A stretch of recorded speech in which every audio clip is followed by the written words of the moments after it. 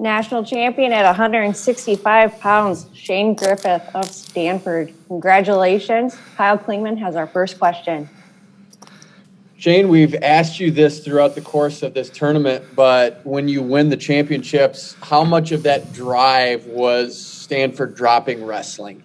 I mean, I played a good role in my training throughout the season. I mean, we all had goals come into the season before this pandemic, and the decision came out. But, it's a little fuel to the tank, and just try and prove them wrong. Kyle, follow-up? Yeah, if you could, what's the next step for you? The program is dropped as of right now. How do you make decisions, and what does that process look like for the remaining weeks and days?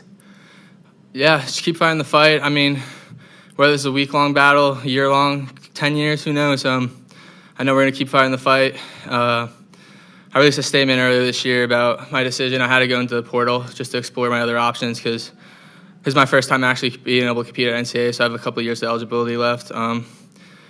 With that being said, though, there's nothing more that we're trying to do than to keep this program at Stanford. And the way things are rolling right now, I think we have a good shot.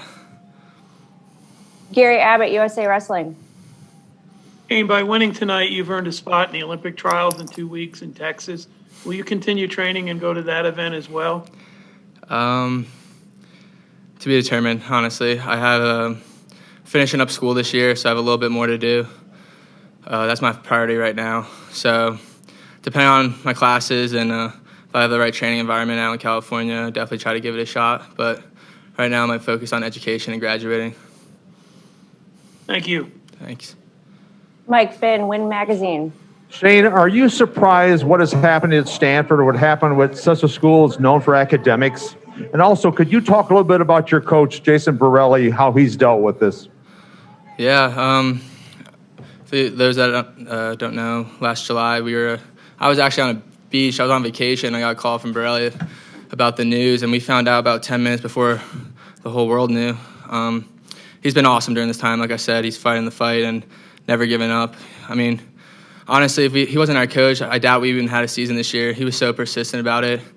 I mean, our circumstances were insane. We found out the day before we were going to travel that they were going to let us go for 2 weeks to train and compete on the road, and that was all the time we had.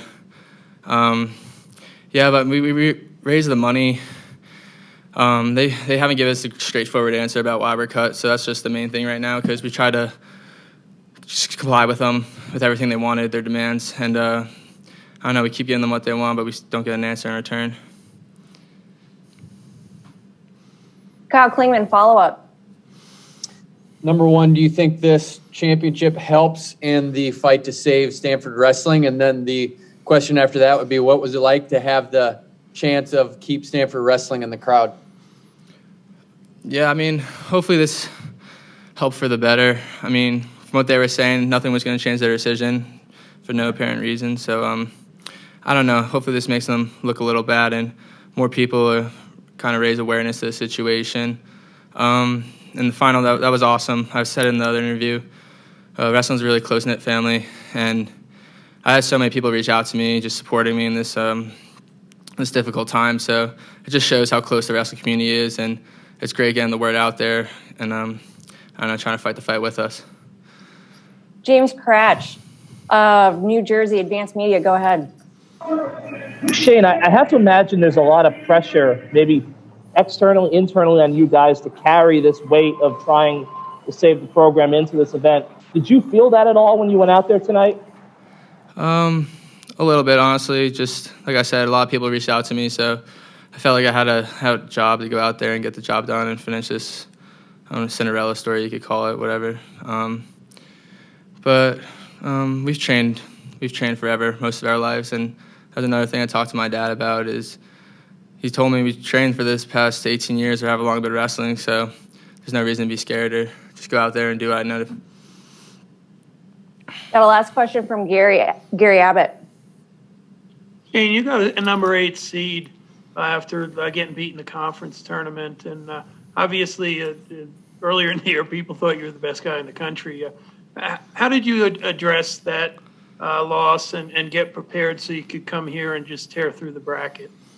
Yeah, I mean, there's another thing I talked with Borelli about. It's kind of just short memory. Those losses are helpful. I mean, that was my first loss in my college career, and it was against the 2 seed. I ended up dropping down to the 8 seed, which is, I believe, is a little ridiculous. But talking to my dad, I've said this in prior interviews too, just to be the best, you have to beat the best. So can't really run from anyone in NCAAs. You're going to have to versus the best guys eventually, whether it's the quarters, semis, or finals. And I can't run anymore, you know. Thank you. Thanks. Shane, if you could use one word to describe how you're feeling, what would it be? Fulfilled. Thank you so much for your time. Congratulations. Thank We're you. all rooting for you. Thank you.